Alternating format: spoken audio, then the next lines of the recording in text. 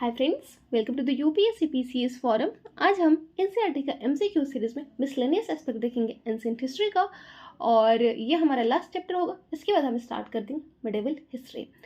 और इसके पीछे जो जितने सारे मैंने एमसीक्यू सीरीज करवाए हैं, एनसीईआरटी का जो एमसीक्यू है, अगर आपने नहीं देखा है तो जाके ज़रूर देखें, बहुत हेल्प मिलेगा। आपको पता चलेगा एनसीईआरटी पढ़ना कैसे होता है, उसका कौन सा जो लाइन होता है वो इंपॉर्टेंट होता है। कई बार ऐसा होता है कि हम बुक्स को पढ़ तो लेते हैं, लेकिन हमें पता नहीं चलता है कि हमने उसको कितना रिटेन किया है, हमने कितना क्या पढ़ा है।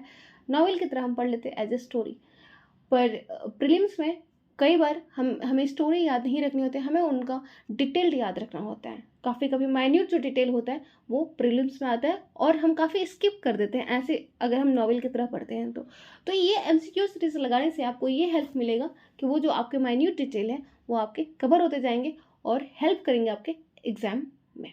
ठीक है, और इसके साथ ही मैं बोलूँगी कि अगर आपने मेरा डिटेल वीडियो जो है ज्योग्राफी का नहीं देखा है तो जाके ज़रूर देखें।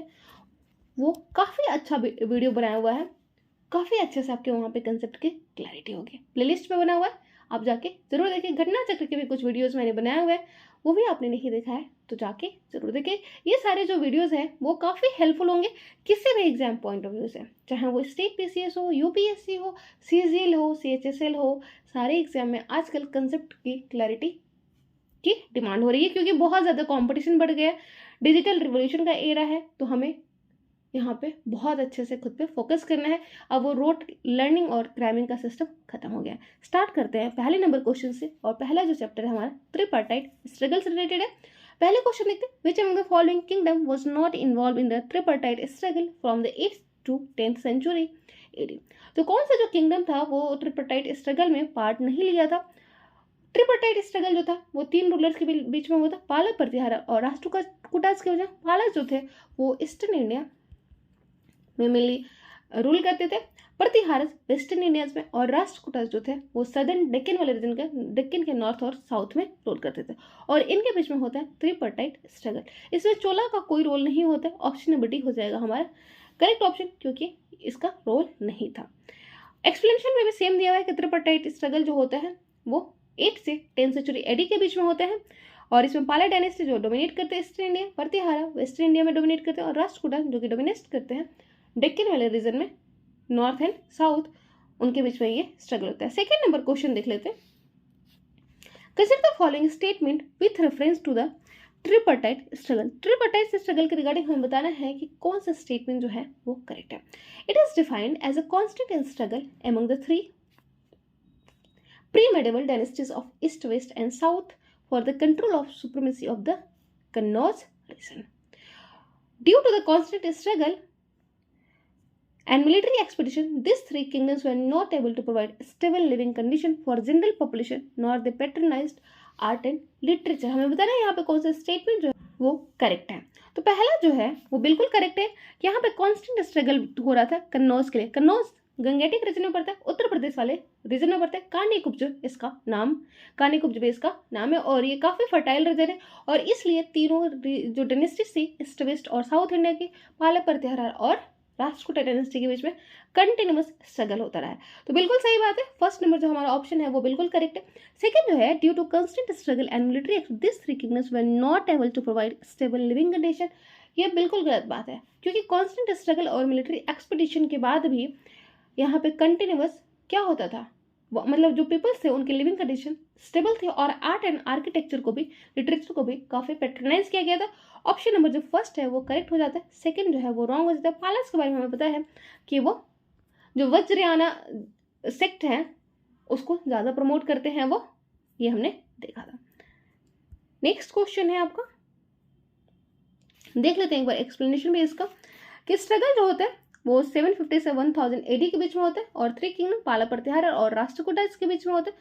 और ये किस रिच जो लैंड है अपर गैंगेटिक प्लेन का, कन्नौज जिसको कानीकुब्ज भी कहा जाता है, उत्तर प्रदेश का ये रिच रिसोर्स रीजन है, और कांस्टेंट स्ट्रगल होता है। और इतने स्ट्रगल के बावजूद भी वहाँ की जो कंडीशन होती है स्टेबल ही होती है, और आर्ट एंड जो लिटरेचर होता है उनको पेट्रोनाइज किया जाता है। अब हम देखेंगे पाला डायनेस्टीज के बारे में। Who was the founder of Pala dynasty. तो पाला डायनेस्टी का फाउंडर कौन होता है, तो वो होते हैं गोपाला। गोपाला जो होते हैं वो फाउंडर होते हैं पाला डायनेस्टी का, और ईस्टर्न इंडिया में वो रूल करते हैं। To in the anarchy prevailing there, और वो सक्सीड करते अपने बेटे धर्मपाला के द्वारा 770 एडी में, जो कि रूल करते हैं 810 एडी तक, मतलब 40 साल तक। फोर्थ नंबर क्वेश्चन देख लेते हैं, विच अरब ट्रेवलर्स कॉल्ड द पाला किंगडम एज रोमा, तो कौन सा अरब ट्रेवलर ने कहा था पाला किंगडम्स को रोमा के रूप में, तो वो थे, उनका नाम था सुलेमान। सुलेमान जो है बंगाल में विजिट करते हैं 9th सेंचुरी एडी में, और उनको क्या बोलते हैं, रोमा बोलते हैं, रोमा नाम से उनको बोलते हैं, जो कि डिस्क्राइब करता है उनके मिलिट्री स्ट्रेंथ को, रोमा, और describe about its military strength, और मिलिट्री स्ट्रेंथ के बारे में भी डिस्क्राइब करता है। The Vikramashila Vihara was founded by, तो विक्रमशिला जो विहारा है वो किसके द्वारा फाउंड किया गया था, तो वो फाउंड किया गया था धर्मपाला के द्वारा।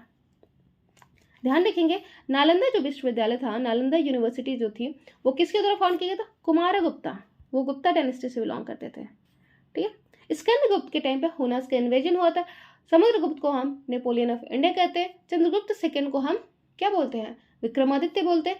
चंद्रगुप्त जो फर्स्ट थे, उन्होंने महाराजा धीराज की उपाधि धारण की थी। ये सारे छोटे छोटे कंसेप्ट आपको काफी अच्छे से ध्यान में रखने हैं। और विक्रमशिला जो विहार थी वो फाउंड की गई थी किसके द्वारा, धर्मपाला के द्वारा। ऑप्शन नंबर हमारा डी हो जाता है करेक्ट। और ये कब स्टेब्लिश करते हैं, 783, जो उनका रूलिंग पीरियड रहता है 783 से 820, उसी टाइम में इसका स्टेब्लिशमेंट होता है।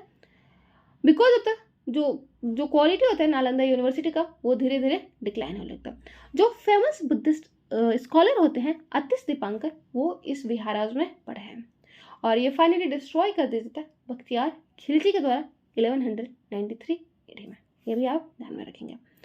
फिफ्थ नंबर क्वेश्चन देख लेते हैं, विच of the given source help in historical reconstruction of the Pala dynasty, तो कौन सा जो हिस्टोरिकल मतलब सोर्स है जो हिस्टोरिकल रिकंस्ट्रक्ट करता है पाला डायनेस्टी के बारे में। Account of Arab merchant Sulaiman, हमने अभी जस्ट देखा कि अरब जो मर्चेंट थे सुलेमान, वो क्या बोलते थे, रोहमा की उपाधि दी थी पाला डायनेस्टी को, और उनके मिलिट्री स्ट्रेंथ के बारे में भी वो डिस्क्राइब करते हैं। तिब्बतन क्रॉनिकल्स से भी हमें उसके manuscript preserved at the Nalanda university, नहीं, ये नहीं होगा। 1 और 2 जो होगा हमारा ऑप्शन करेक्ट हो जाएगा, ऑप्शन नंबर सी हो जाएगा करेक्ट। हिस्टोरिकल रिकंस्ट्रक्शन हमें कहाँ से मिलता है पाला डायनेस्टी का, तो वो मिलता है अरब ट्रैवलर सुलेमान के द्वारा, जो कि वो उनको बोलते हैं रोहमा का मतलब है धर्मा, और धर्मपाला का शॉर्ट फॉर्म होता था, और उस टाइम के मिलिट्री स्ट्रेंथ के बारे में भी हमें पता चलता है। तिब्बतन क्रॉनिकल से भी पता चलता है पाला जो होता है वो पैटर्न होते हैं बुद्धिस्ट लर्निंग के। धर्मपाला फाउंड करते हैं विक्रमशिला यूनिवर्सिटी का, और जो मैन्युस्क्रिप्ट जो होती है Nalanda itself destroyed in 12th century AD by Turk invaders, तो उससे हमें कोई जानकारी नहीं मिलती है पाला डायनेस्टी के। 6 नंबर क्वेश्चन देख लेते हैं, during the reign of Pala dynasty which among the following Buddhist scholar were invited to Tibet, तो कौन सा बुद्धिस्ट स्कॉलर को इनवाइट किया जाता है, तो वो है दीपांकर, तो हमने देखा था, और संतराक्षिता। 1 और 3 जो है इन दोनों को इनवाइट किया गया था। 1 और 3 जो हमारे ऑप्शन हो जाएंगे वो करेक्ट हो जाएंगे, 1 और 3 ऑप्शन नंबर सी हो जाएगा करेक्ट। बुद्धिस्ट स्कॉलर संतराक्षिता और दीपांकर को अतिशा भी कहा जाता था, जिनको इनवाइट किया गया था, और वो न्यू फॉर्म ऑफ बुद्धिज्म को इंट्रोड्यूस करते हैं यहाँ पर। ठीक है, 7th नंबर क्वेश्चन देख लेते हैं, और 7th number question consist the following statement with reference to the Pala dynasty, तो पाला डायनेस्टी के रिगार्डिंग हमें बताना है कौन सा स्टेटमेंट जो है वो इनकरेक्ट है। इनकरेक्ट स्टेटमेंट में बताना है, they organise their power partly by building a strong army and partly by making alliances with the neighboring kingdoms, तो ये तो खैर मुझे लगता है कि सारे ही जो रूलिंग डायनेस्टी होती है वो सबके द्वारा ही की गई थी, कि वो मेकिंग अलायंस या तो विवाह कर लेते हैं, मैरिज अलायंसेस के द्वारा, स्ट्रॉन्ग आर्मी के द्वारा वो अपने जो एक्सपेंशन होती है एम्पायर की वो करते हैं। They encourage merchants to take part in South East Asian trade, बिल्कुल सही बात है। Under the Dharmapala they defeated the king of Tibet and made it as a part of Pala dynasty, तो हमें बताना है कि यहाँ पे कौन सा सही नहीं है। तो नहीं, धर्मपाला के टाइम पे जो पाला डायनेस्टी थी, जो तिब्बत के साथ रिलेशन था वो काफ़ी अच्छा था, ठीक, क्योंकि दोनों ही बुद्धिज्म को फॉलो किया करते थे। तो ऐसा कुछ नहीं था कि वो डिफीट किए थे तिब्बत किंग्स को और उसको पाला डायनेस्टी का पार्ट बना लेते हैं। ऑप्शन नंबर डी हो जाता है हमारा इनकरेक्ट, 1 और 2 जो हो जाता है स्टेटमेंट हमारा करेक्ट। 8 नंबर क्वेश्चन देख लेते हैं, identify the incorrectly matched pair. Incorrectly matched pair हमें देखना है यहाँ पे कौन सा जो है वो इनकरेक्ट है। Dharmapala occupied Kannauj and held से ग्रैंड दरबार। Gopala revived Nalanda university. Devapala granted permission to ruler of Sailendra dynasty to build a monastery at Nalanda. हमें बताना है यहाँ पे कौन सा स्टेटमेंट जो है वो करेक्ट है। जो है Dharmapala occupied Kannauj and held a grand. Kannauj वही रीजन है जहाँ पे पाला, प्रतिहारा और राष्ट्रकूट की ट्रिपार्टाइट स्ट्रगल हुआ करती थी और धर्मपाला ने उस ऑक्युपाइड किया था और ग्रैंड दरबार भी वहां लगा था। ये बिल्कुल सही है। गोपाला ने रिवाइव किया था नालंदा यूनिवर्सिटी को, ये बिल्कुल गलत बात है। गोपाला ने क्या किया था? गोपाला ने रिवाइव नहीं किया था नालंदा, वो थे धर्मपाला। धर्मपाला जिसने विक्रमशिला यूनिवर्सिटी की स्थापना की थी। देवपाला ग्रांटेड करते हैं परमिशन को शैलेंद्र डायनेस्टी को बिल्ड करने के लिए मोनास्ट्री को। एक चीज और याद रखेंगे, समुद्रगुप्त ने भी महेंद्र वर्मन को यह अलाउ किया था बुद्धिस्ट मोनास्ट्री को बनाने के लिए बोध गया में। ठीक है, तो ये भी आप कन्फ्यूज। और यहाँ पे पाला डायनेस्टी के भी उन्होंने भी शैलेंद्र डायनेस्टी को बोला था नालंदा में मोनास्ट्री बनाने के लिए। तो ये दोनों में आप कंफ्यूज नहीं करेंगे, ध्यान रखेंगे। पाला डायनेस्टी और गुप्ता डायनेस्टी दोनों के टाइम पे होता है। गुप्ता डायनेस्टी के टाइम पे वो समुद्रगुप्त थे और पाला डायनेस्टी के टाइम पे वो देवपाला थे। देख लेते हैं थोड़ा सा एक्सप्लेनेशन में इसका कि university of Magadha, Nalanda university जो मगधा का था, वो रिवाइव किया गया था धर्मपाला जो कि सन हुआ करते थे गोपाला के फाउंडर, जो गोपाला फाउंडर हुए थे किसके? पाला डायनेस्टी। धर्मपाला जो है also kept 200 villages apart only for upkeep and expenses of Nalanda University. Dharmapala also Vikramshila university को भी फाउंड करते हैं। 9th नंबर क्वेश्चन देख लेते हैं। Consider the following statement with reference to the administration under पाला डायनेस्टी। हमें बताना है यहाँ पे कौन सा स्टेटमेंट जो है वो करेक्ट है पाला डायनेस्टी के regarding. The empire consisted of area administered directly and areas ruled over by the vassal chief. The directly administered territories under the Pala emperor were divided into Vuktis and Vishyas. हमें बताना है यहाँ पे कौन सा statement जो है वो करेक्ट है। The governor of the provinces was called Samanta. तो यहाँ पर पहला जो है वो बिल्कुल सही है कि जो एम्पायर हुआ करता था वो कंसिस्ट करता था क्या? Administer directly. जो एम्पायर होता था वो एरिया को एडमिनिस्टर करता था डायरेक्टली और जो आज तक वो वसाल चीफ के द्वारा एडमिनिस्टर हुआ करता था। ठीक है, तो यहाँ पे भी वसाल चीफ हुआ करते थे। फ्यूडल सिस्टम हुआ करता था। ठीक है, फ्यूडल सिस्टम हमने देखा था स्टार्ट हुआ था गुप्ता पीरियड के टाइम पे और जो कि अभी तक continue. The directly administered territory under the पाला एम्पायर जो थे वो डिवाइड था किसमें? भुक्ति और विषयास। भुक्ति प्रोविंसेस को कहा जाता था और विषयास डिस्ट्रिक्ट को कहा जाता था। विषयापति के अंदर रहता था, भुक्ति उपारिका के अंदर। ठीक है, तो ऑप्शन नंबर जो गवर्नर ऑफ द प्रोविंस को सामंता कहा जाता था ये आपका गलत हो जाता था। देख लेते हैं इसका एक्सप्लेनेशन। मैंने बताया समान ये यहाँ पे उपारिका, मैंने बताया ना कि उपारे का जो होता था प्रोविंस का जो रूलर होता था, मतलब प्रोविंस किसके अंदर में आता था? उपारिका के अंदर। तो गवर्नर जो प्रोविंस का होता था उसको उपारिका कहते थे, सामंत नहीं कहते थे। तो 1 और 2 जो होता है हमारा करेक्ट हो जाता है। 3rd नंबर हमारा ऑप्शन जो है इनकरेक्ट हो जाता है। देख लेते हैं एक बार एक्सप्लेनेशन। पाला डायनेस्टी कंसिस्ट करती है एरिया डायरेक्ट। देखो इसमें क्या होता था कि कुछ एरिया जो होते थे जो डायरेक्टली पाला रूलर के अंदर आते थे और कुछ जो एरिया होते थे वो साल्स के द्वारा चलाए जाते थे। ठीक है, तो ये फ्यूडल रूलिंग सिस्टम हुआ करता था। जो एरिया जो वसाल चिफ के अंतर्गत आया करती थी वो मेनली क्या होते थे? ऑटोनोमस कैरेक्टर की हुआ करती थी और लेकिन वो क्या होते थे? लॉयल हुआ करते थे किंग्स को। और वो ऑटोनोमस होती थी तो अपने इंटरनल नेटवर्क को खुद ही सॉल्व करती थी, लेकिन वो लॉयल होते थे किसको? किंग्स को। और फिक्स ट्रिब्यूट पे करते थे किसको? किंग्स को प्रोवाइड। जब भी उनको जरूरत होती है ट्रूप्स की, आर्मी की, तो वो प्रोवाइड किया करते थे। और जो एरिया डिवाइड था, जो वसाल्स के तौर से एरिया डिवाइड होता था प्रोविंस विच वर कॉल्ड भुक्ति और मंडला जिसको विषया कहा जाता था। तो विषय पता है, विषय जो आता था वो विषयपति के अंदर और प्रोविंस जो होता था वो किसके अंदर? जिसको भुक्ति कहा जाता था वो रूल किया जाता था उपारिका के द्वारा, ना कि आपका सामंता के द्वारा। अब हम देखेंगे प्रतिहारा डायनेस्टी से regarding. The real founder and the greatest ruler of the Pratihara dynasty was. तो प्रतिहारा डायनेस्टी का जो रियल फाउंडर था और उनका जो ग्रेटेस्ट रूलर हुआ करता था वो कौन हुआ करता था? वो हुआ करता था मिहिर भोज। मिहिर भोज जो था वो ग्रेटेस्ट रूलर था किसका? प्रतिहारा डायनेस्टी का। तो और उनको रियल फाउंडर भी कहा जाता है। वैसे तो गुर्जर प्रतिहारा का जो रूलिंग सिस्टम था वो नागभट्टा के द्वारा फाउंड किया गया था, लेकिन जो रियल फाउंडर है वो मिहिर भोज को कहा जाता है, क्योंकि उसने रीबिल्ड किया था एम्पायर को 836 एडी में और रिकवर किया था कन्नौज को, जो कि और कैपिटल बनाया था इसको प्रतिहारा डायनेस्टी का ऑलमोस्ट अ सेंचुरी। कन्नौज वही रीजन है जहां पर ट्रिपरटाइट स्ट्रगल चल रहा था पालस, प्रतिहारस और किसके बीच में, राष्ट्रकूटास के बीच में। गुर्जर प्रतिहारा डायनेस्टी फॉर्म होता है नागभट्टा के द्वारा 739 एडी में और ये सक्सेसफुल होता है अरब्स को डिफीट करने में, who after conquering Sindh were advancing towards Gujarat.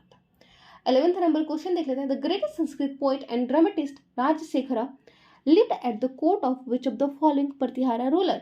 तो राजशेखर जो थे एक ग्रेटेस्ट कोर्ट पोइट हुआ करते थे प्रतिहारा रूलर के, तो वो किस प्रतिहारा रूलर के कोर्ट में रहा करते थे, तो वो रहा करते थे महिपाला के। महेंद्र भोज, महेंद्रपाल तो पाला डायनेस्टी से बिलोंग करते थे, मिहिर भोज प्रतिहारा डायनेस्टी से बिलोंग करते थे और मिहिर भोज जो है वो इंपॉर्टेंट रूलर हुआ करते थे प्रतिहारा डायनेस्टी के और रियल फाउंडर भी उनको कहा जाता था, ध्यान में रखेंगे।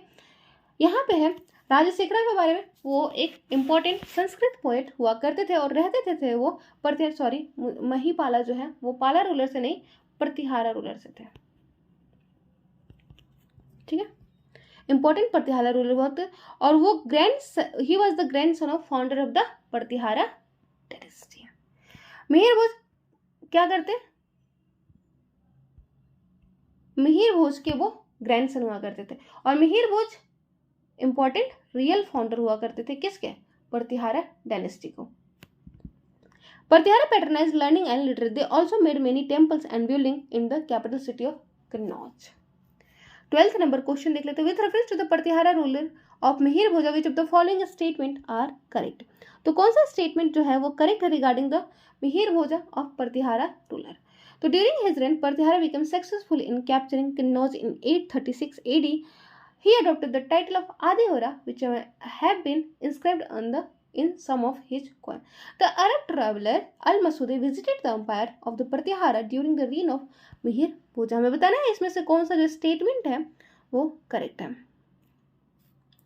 तो पहला जो है वो बिल्कुल सही है कि उसने 836 AD में कन्नौज को कैप्चर कर लिया। कन्नौज ध्यान में रखेंगे ट्रिपरटाइट स्ट्रगल के लिए फेमस रहा। अडॉप्ट करते हुए वो आदिवरा रहा और ये चीजें हमें कहाँ से देखने को पता चलती है, उसके कॉइन, जो कॉइन इंस्क्राइब्ड है कॉइन पर ही इंस्क्राइब्ड है आदि वराहा टाइटल, ठीक है। अरब ट्रेवलर जो है अल मसूदी वो विजिट किया था प्रतिहारा डायनेस्टी में, लेकिन मिहिर भोजा के टाइम पे नहीं, उसका जो ग्रैंडसन था मिहिर पाला के टाइम पे, ठीक है। ऑप्शन नंबर 1 और 2 जो हो जाता है वो करेक्ट हो जाता है स्टेटमेंट, बल्कि स्टेटमेंट 3 जो हो जाता है वो इनकरेक्ट। महिपाला के टाइम पे वो आता है, सॉरी मिहिर पाला मैंने बोलते महिपाला, नाम में इतना कंफ्यूजन है ना। अब हम देखते हैं राष्ट्रकूटा डायनेस्टी के बारे में। Who the following laid the foundation of Rashtrakuta dynasty. तो राष्ट्रकूटा डायनेस्टी के जो फाउंडर हुआ करते थे वो थे दंती दुर्गा। दंती दुर्गा जो थे वो उनके फाउंडर थे और उन्हें स्टेब्लिश किया था अंपायर को 736 AD में। उनकी जो कैपिटल होती थी राष्ट्रकूटा डायनेस्टी की वो होती थी मानेखेत, जिसको मालखेत भी कहा जाता था, और ये रिसेंटली कहाँ पे पड़ते, सोलापुर महाराष्ट्र में। राष्ट्रकूटा जो रूलर थे वो रूल करते थे कहाँ पे, डेक्कन वाले रीजन में, और इन्होंने प्रोड्यूस किया था मेनी स्किल्ड और वॉरियर और एडमिनिस्ट्रेटर्स को। Kailash temple of Ellora was constructed by, तो वो राष्ट्रकूटा डायनेस्टी में ही कंस्ट्रक्ट किया गया था और वो है कृष्णा फर्स्ट। मैंने शायद किसी क्वेश्चन में पिछले में वकटकास बोल दिया था, नहीं वो राष्ट्रकूटास वाला, राष्ट्रकूटास के द्वारा। कृष्णा फर्स्ट जो है वो राष्ट्रकूटास डायनेस्टी से बिलोंग करते थे, एलोरा डायनेस्टी से, सॉरी एलोरा डायनेस्टी बोल रहे हो, राष्ट्रकूटा डायनेस्टी से। एलोरा जो केव है उसमें जो कैलाशनाथ टेम्पल है वो बनाया गया था कैलासा फर्स्ट के द्वारा। एलोरा केव आप ध्यान रखेंगे कि ये सारे ही सेक्स से बिलोंग करता है, इसमें सारे ही सेक्स से रिगार्डिंग आपको पेंटिक्स देखने को मिलेंगे। कौन कौन से, हिंदुइज्म, जैनिज्म और बुद्धिज्म, जबकि जो अजंता केव है वहाँ पे सिर्फ आपको बुद्धिज्म से रिगार्डिंग मिलेंगे, ठीक है। तो ये दोनों में आप कंफ्यूज नहीं, और ये दोनों ही केव आपको कहाँ देखने को मिलते हैं, महाराष्ट्र में। कैलाशनाथ टेम्पल जो है एलोरा का वो कंस्ट्रक्ट किया गया था राष्ट्रकूटा जो किंग है कृष्ण फर्स्ट है। This temple is one of the architectural wonder of India, और ये बिल्ड किया गया था सिंगल मोनोलिथ रॉक को यूज करके। 15th नंबर क्वेश्चन लिखेंगे, consider the following statement with reference to the Rashtrakuta ruler Amoghavarsha. तो अमोघ वर्षा जो राष्ट्रकूटा रूलर रहे उनके रिगार्डिंग हमें बताना है कौन सा स्टेटमेंट जो है वो इनकरेक्ट है। He credit with writing the first Kannada book on poetics. According to Al-Masudi, he was the greatest king of India and the most of the ruler accepted his suzerainty. तो हमें बताना है कौन सा स्टेटमेंट जो है वो करेक्ट है। तो he is credited with writing the first Kannada books on poetics, ये बिल्कुल सही बात है। According to Al-Masudi, he was the greatest king of India and most of the ruler accepted his suzerainty, तो ये गलत बात है। अमोघ वर्षा जो थे, जो अरब ट्रैवलर हुआ करते थे,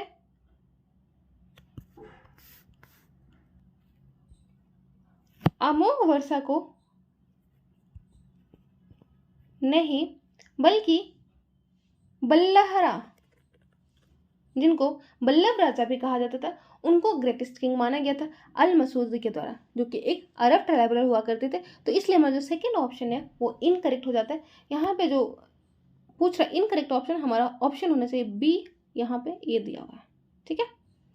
तो हाँ, उनको क्रेडिट किया जाता था राइटिंग के लिए first Kannada book on poetics, लेकिन अल मसूदी ने अमोघ वर्षा को नहीं, बल्लहारा, जिनको बल्लभ राजा भी कहा जाता था, उनको कहा था ग्रेटेस्ट किंग ऑफ इंडिया।